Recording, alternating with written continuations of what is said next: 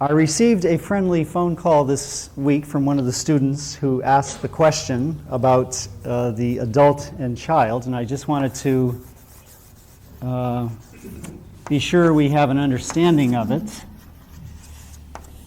That within each of us there is an adult way of operating, which we could call our inner adult, and a child way of operating, which we could call our inner child. And this inner child is sometimes needy and acts from the needy place, and sometimes free and healthy.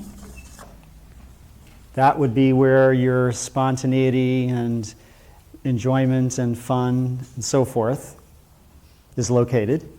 And the addictive kinds of relationships come from the needy child dimension of us. And the adult is the one who handles things as they come up, recognizes addictions, works through them, etc. So the question is, does the adult sometimes need to supervise the child? And the answer would be yes. The adult sometimes needs to supervise the inner child because the inner child is not always so good at taking care of the whole organism. In fact, he could even lead to the destruction of the organism. So a good way to put it, using our terms about being defenseless and resourceful, we could say that the resourceful adult takes care of the defenseless child. And as you get practiced in doing this work on yourself, since it won't happen naturally, you begin to make decisions that take all of these features of yourself into account. You begin to make adult decisions that also take into account the child part of you, noticing the needy part and honoring the free part also. And you would start recognizing the tension between these two dimensions of our personality and holding these tensions. In other words, not trying to eliminate any part of this, including the needy child, because it'll always be in there.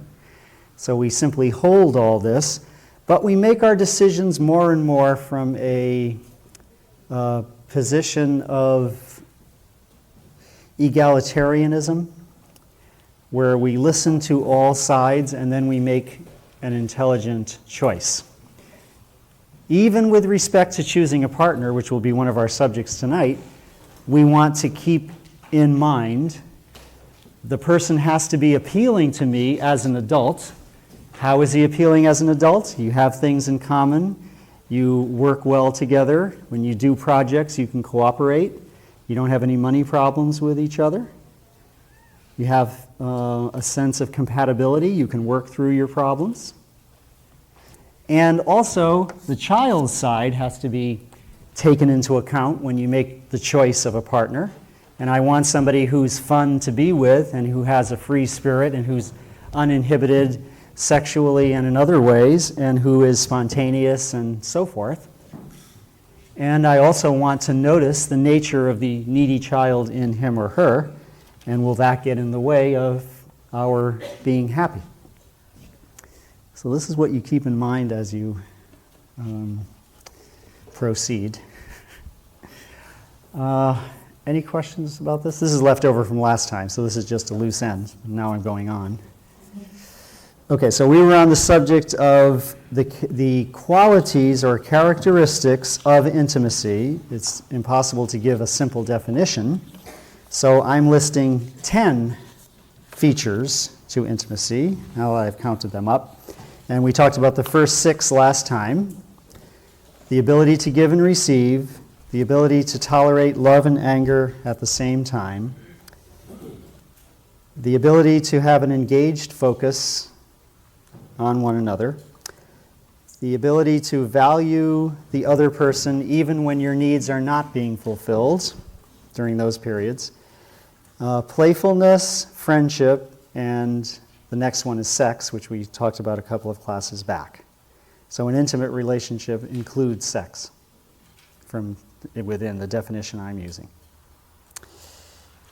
You can have friendships that are intimate, but that's not an intimate relationship in the usual sense. Okay, so now we go on to number 8, which is that intimate relationships are non-hierarchical. And it seems that when there are, in all human interactions, when there are degrees of closeness, then a community results. And when there are demarcations of power, then competition and hierarchy result.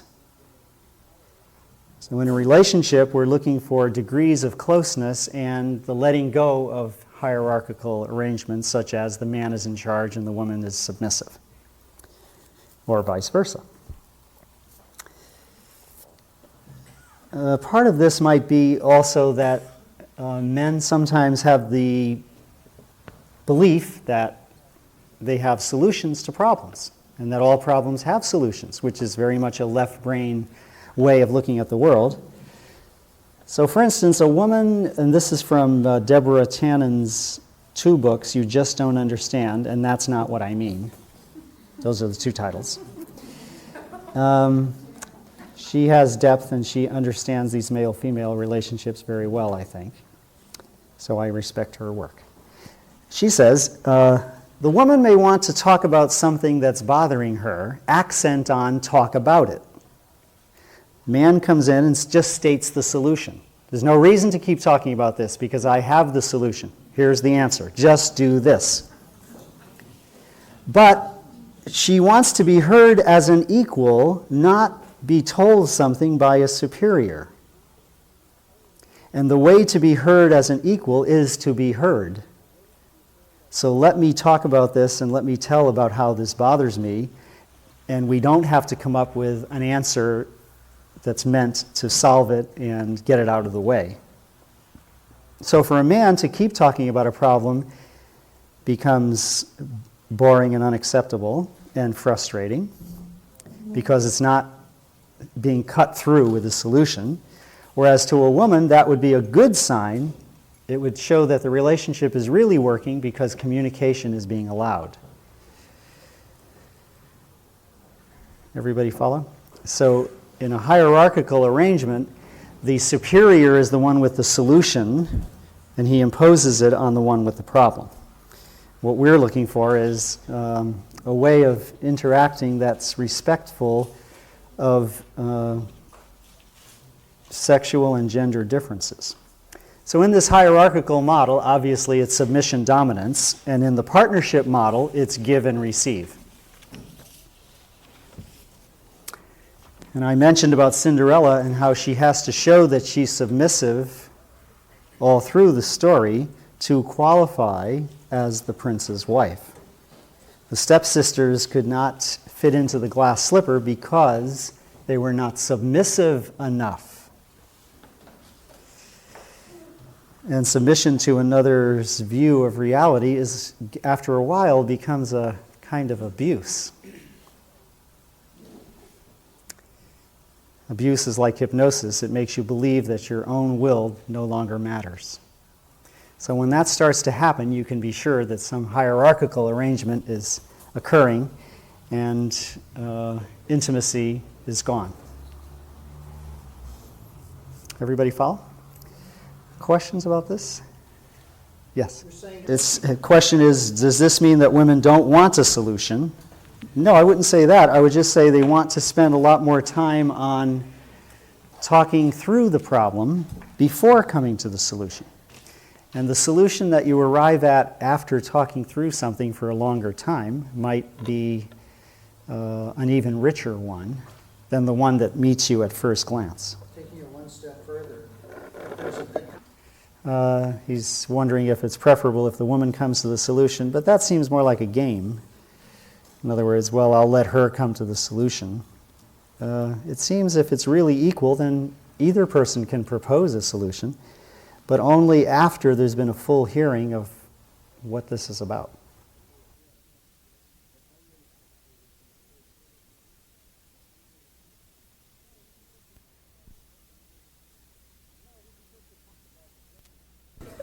No, this is just a comment about the differences. Okay, go ahead. Okay, so your comment as a woman is something like that could happen. Someone could storm out because there's not an agreement. Yeah. Yep, that could happen.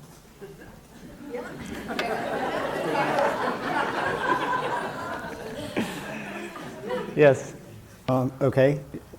If you have a fear of receiving, it's probably because too much was pushed on you in childhood, or you felt invaded or taken over or engulfed. And so now you're afraid to receive because you don't trust the person giving. Absolutely. Good. Now, let's go on to the ninth characteristic, which is, now these last two are the two most crucial, I think.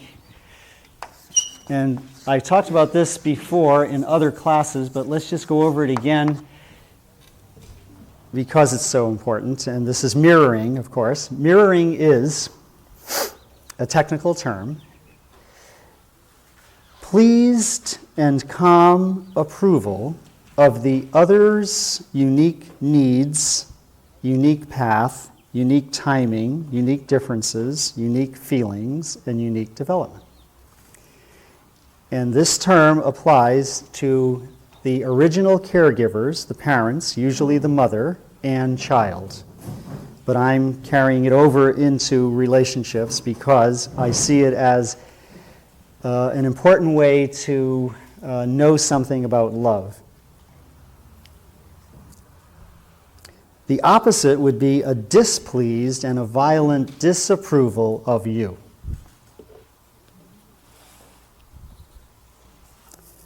So when I can calmly accept your needs, hold your needs and your difference from me, and let that be okay, that's containing you within the holding environment of the relationship. And it even includes my having a respect for your distressed areas. So for instance, if it's very important for you, if the way that you feel loved is by having someone stand up for you, take your part, and there's an argument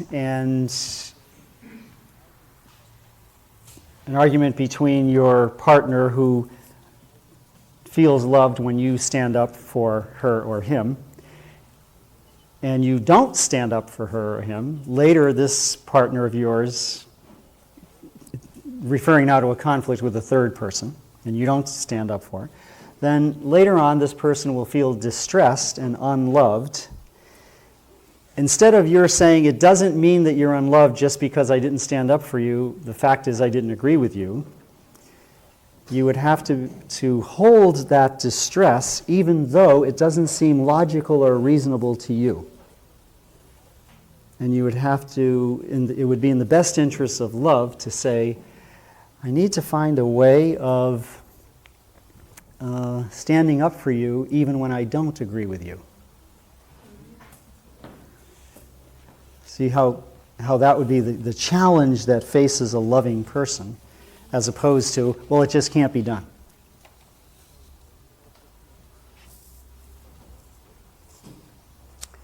So the question comes up, if mirroring is one of the ways we have of talking about love, if it equals love, just for the sake of argument for the moment, can you love someone that you control? And we talked about this before, but let's look at it more in detail. First of all, love is not a feeling, but a choice or a commitment to mirror someone. Mirroring now, in this context, means an unconditional positive regard, shown in 4 ways. By attention, that's the engaged focus we talked about before. Acceptance of you as you are, even when I don't like it or it doesn't make sense. Allowing you to develop and be yourself, just to develop in your own way. And affection, which can be shown not only physically, but in every possible way. So mirroring or love is an unconditional, positive regard shown by attention, acceptance, allowing, and affection. And this happens originally, as I said, between the parent and the child, and gives us permission to emerge as a separate self. So the origin of your identity is directly connected to the extent to which you were really mirrored in early life in these ways, or the extent to which the mirroring didn't happen. When the mirroring does not happen and no one is attuned to your feelings in an unconditional and positive way, you might begin to think that you're unworthy, that you don't deserve attention, acceptance, allowing, and affection, and that the only out when your normal process of development through mirroring has been derailed is just to find out what my parents want and do it. And that's the origin of the false self that looks for approval. So, these 4 elements of love just happen to be, I'll say this just in passing, these also happen to be the very same 4 major needs that we have in childhood in order to become ourselves. So love is shown in exactly the way that fits our human needs, and these are also the needs that we bring into adult relationships, and that's perfectly normal. The only problem happens when you're trying to get your partner to give you the attention that your parents didn't give you, acceptance that they didn't give you, and so forth, instead of just the moderate amount that comes within a mature relationship. So to seek the fulfillment of these needs is to ask someone to mirror us as we are, that is, to love us. So when you ask someone for attention, acceptance, allowing, and so forth, you're asking to be loved. Now, freedom is the ability and the right to choose. Control takes over that right and denies the ability that you have, saying, I'm in control of you, I tell you what to do. So when I control someone, I am not loving that person because I have omitted one of the elements, which is allowing. I'm not going to allow you to make the choices you want to make. You don't have the ability and the right to choose. Instead, I tell you what to do, and then you do it. This will be familiar to the person who originally was not mirrored and who decided instead, just find out what they want and do it. And then you'll be okay. So, of course, the one who goes along with being controlled in the relationship is probably the one who was not mirrored in early life. But the one who's doing the controlling is not loving that particular partner. Because to control is to make over in one's own image, and that image is what is loved. You're loved to the extent that you match what I have decided you are supposed to be. I love the image that I have made, not the you that you are. So if I'm always in control, I don't love you at all. I don't love you, and I'm full of fear myself, because having to be in control is, of course, the fear of grieving. If you don't get what you want, you'll have to grieve, and that's what you may ultimately fear. So I don't love you at all, but only the image of what I desire you to be. Everybody following so far? So perhaps most of us will have to speak not of loving someone, period, but of achieving loving moments, or even more and more loving moments, when we are really showing attention, acceptance, allowing, and affection. And I'll have to admit that there are controlling moments too, but I'm only really loving you when I'm not controlling you. Everybody follow? In spiritual love, we mirror to others the higher power that's in them, which is the unconditional love, perennial wisdom, and healing powers. Everybody follow? So when I mirror you, I accept the fact that sometimes you're distressed, that sometimes you break down, that sometimes you disintegrate, that sometimes you're scared, that sometimes you're angry, sometimes you're depressed. And I hold all that as okay with me. I can hold you while you are disintegrating, and this holding will automatically help you reintegrate. See the advantage? And of course, this is exactly what the original parents was meant to do for us. Our original parents were meant to do this for us. If they had held us in our fear and said it's okay to fear, they would have installed the legitimate capacity for fearing. But if instead of holding us in our fear and saying it's okay to have this fear, they said, "What's wrong with you? There's nothing to be afraid of. Why are you afraid? Are you a sissy? What's the matter?" etc.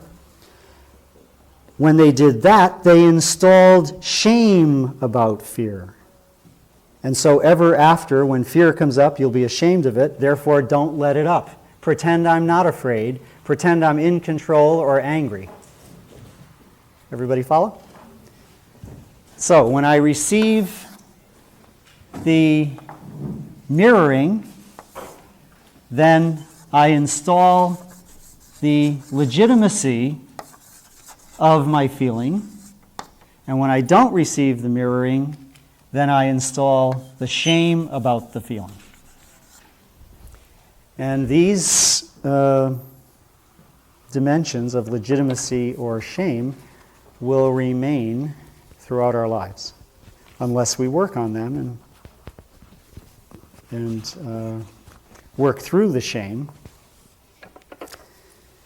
so that it's okay to have these feelings. Now, if you go into a relationship, most likely you go in with the dread of repetition.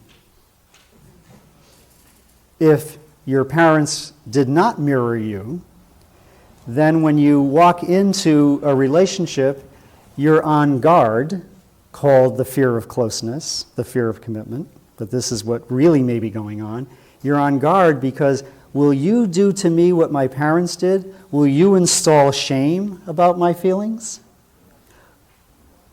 Most likely I'll have that fear since that's my only experience.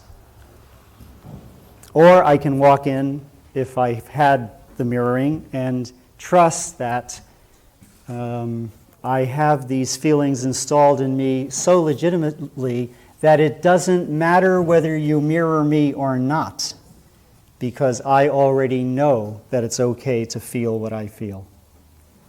Although, of course, I want a partner who will mirror me.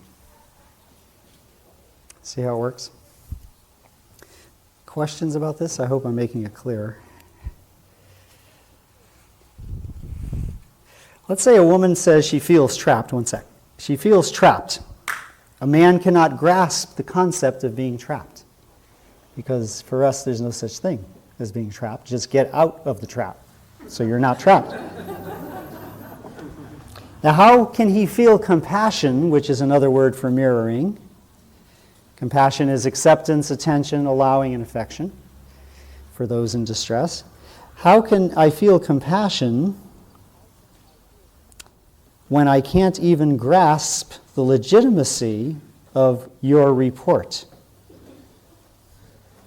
So this is why you do not feel loved when the other person doesn't understand. Because you deep down already know that in order to be loved, you have to be accepted and held as you are, not as the other person insists that you be.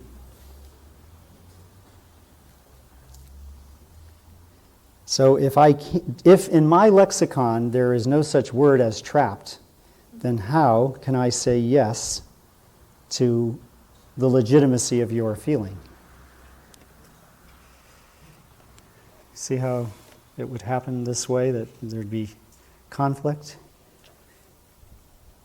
So what I would have to do is I would have to allow all the words to come back into my dictionary and let myself be okay with anything that you might feel, even if it's not something that I would feel. I would have to let that be okay. That would be part of the acceptance and the allowing. Question? His question is, do you cross the fine line and go to codependency? In codependency, you're not really mirroring. You have no boundaries, and so you're just allowing anything to happen. And most of all, you're in a situation in which the other person is probably not presenting clear feelings to you. You're simply second-guessing all the time. Yeah? Well, what I'm saying is, perhaps the person is in a fear. Okay. He's saying if you're trying to hold on to the romance, you wouldn't want to put so much energy into working through these conflicts, so you would just gloss over, and that would not be the true mirroring. That doesn't have the mature sense of loving that this does. Okay, any other questions on that? All right, now the final part of intimacy to look at is the essential bond that exists between the two partners. An essential bond, and with it, an existential. Existential means here and now. Essential means ongoing. So it's an ongoing natural bond between you. And an existential commitment. I'll explain what I mean by each of these. This essential bond is intrinsic to the relationship, and the existential commitment is experiential. It's shown practically in the day-to-day living together, or operating together in some way. So the essential bond is a given of togetherness and can't be created or destroyed. It simply happens. What happens? A bond between the two people that lasts pretty much for life. It's unconditional love, and this is what will remain even after divorce. You'll still have some place in you that's gently affectionate, a sensibility that's affectionate toward your former partner, unless your ego has taken over and made you vindictive and vengeful. But if that hasn't happened, then the bond, which seems permanent, will be in evidence. It comes into evidence only during that conflict stage. So there's no essential bond in romance. There's clinging, but not a true bonding. Now, this essential bond is manifested in an existential commitment to address, process, and resolve conflicts as they come up. That's the handling of obstacles. And, as we mentioned before, a series of kept agreements. So one sign that there is an existential commitment is that you handle obstacles. Another sign is that you keep agreements. A third sign is when a new or better or even just right person comes along, you take that as information, not as permission to leave or have an affair. That's how you know it's an existential commitment. Because when someone better comes along, you don't go for it. You make this better. If your partner does go for it, then you didn't have an existential commitment.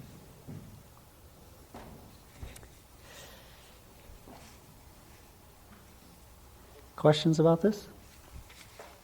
Can you see this concept? I think it's quite revolutionary, really, in this me generation age, to say, when a new, better, or just right person comes along, the one you've been waiting for all your life, you don't move on it. You simply observe and you simply notice. Everybody see how this works? I got this idea from the honeymooners. I was watching the show one night, and, Alice and Ralph and all. And he's certainly not an example of the perfect partner that mirrors you and so forth. Anyway, she was at home, and a man came to visit who was a salesman of some kind. He was very distinguished, he was very polite, he was very kind, he was very handsome. And she interacted with him, and when he left, the neighbor from upstairs had also seen him, and they spoke about him and said, "Oh, isn't he wonderful, and he just has such perfect manners and such a nice person." And I thought to myself, the both of them are observing that man, but they're not moving toward him. They're not going to have an affair with him. They're just noticing that he offers more than their husbands do. And the ability to do that is a commitment. A commitment is the capacity to see something better and just let it be there without having to do anything about it. So that's where I got the idea. I thought, oh, then it really could happen that way. And that really is a comment on the power of a commitment. Sonia, okay? She's saying, wouldn't it be true that if you did find somebody who was just right, perfect, as I described, that you should run the other way? I'll talk about that shortly when I come to the idea of seeing someone at his best and worst. He's saying when the new supposedly ideal partner comes along and you do feel very drawn in that direction and you realize that, oh, there's someone with whom I could fulfill so many more of my needs. I can fulfill my adult needs, my child needs, and my soul needs, S-O-U-L. And I seem only now to be fulfilling my adult needs with this partner. Then the information, I said you take it as information? The information is twofold. One, there do seem to be people out there who have what I need. And two, I have a commitment to address, process, and resolve the fact that I'm getting so little in this relationship that I'm seeing myself turned on by outside sources. So yes, it would move us toward addressing and processing. And if after the addressing and the processing, it didn't seem to change, then you'd be getting information about whether it is time to move on. Pamela? All right. So those are the 10 characteristics of intimacy.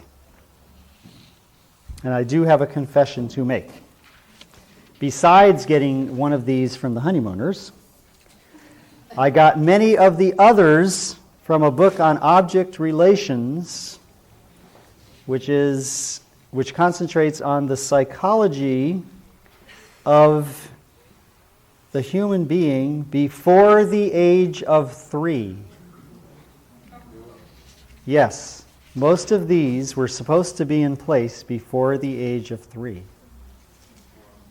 That's where they came from. So take it for what it's worth. What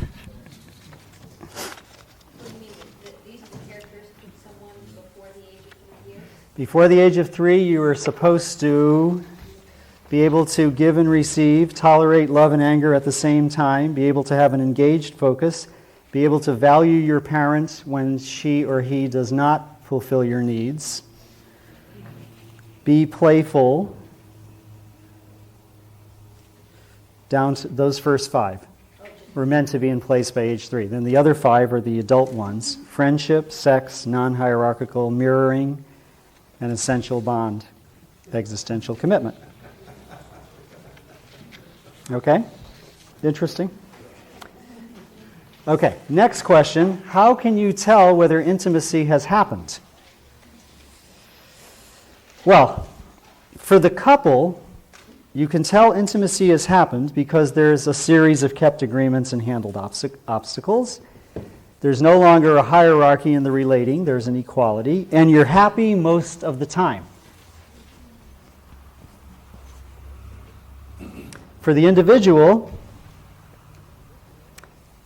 free from bonds of my own past, I can now form a bond with you, and I do.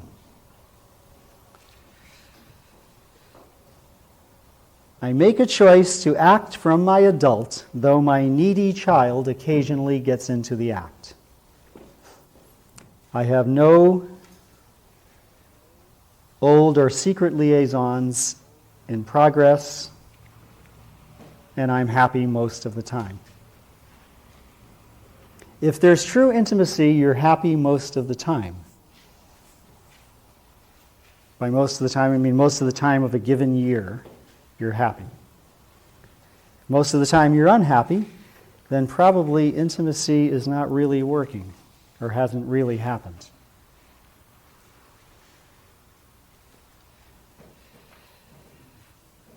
Now, what's the difference between a commitment and a vow?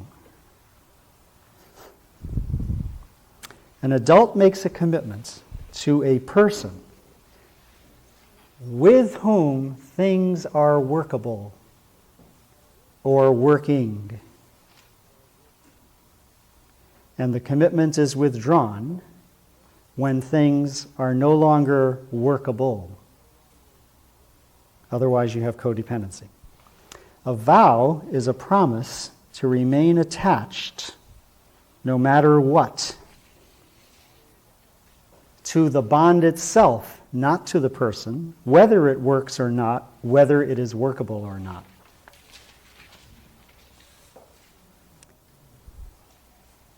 So, it's a commitment when it's to a person with whom and while things are working or workable. I'm still willing to work on it. We're both still willing to work on it. That's the commitment. As soon as you make it clear that you don't want to work on the issues anymore, then my commitment is withdrawn. That's a healthy response. With a vow, I remain attached. That's how you can tell right at the beginning there's something wrong when you hear remain attached, because that means no movement. And I'm attached to the bond, to the promise, and it doesn't matter whether it's working or not, since the purpose of my life is to keep my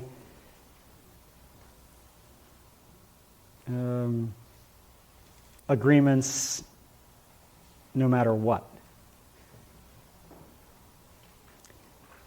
Since the purpose of a relationship is human happiness, not the conservation of an institution, commitment is reasonable and a vow is dangerous. So dogged determination is not a commitment. Marriage is not a commitment. Living together does not constitute a commitment. A healthy person is not one who makes an unconditional commitment. A healthy person is one who shows unconditional love with a conditional commitment. Unconditional commitment is codependency. Conditional commitment is healthy adult living. Conditional commitment, not unconditional. Conditioned on what? That you are committed to addressing, processing and resolving the issues, and that you keep agreements. A healthy person has no fear of commitment and decides the extent of the commitment that he or she will make. Otherwise, healthy would mean no boundaries. And a good analogy would be money. If you're over-invested so that all your money is in funds and you have no bread on the table, that's a problem. Or if you spend all your money and have no investments for retirement, that's a problem. We're looking for a commitment that takes both sides into account.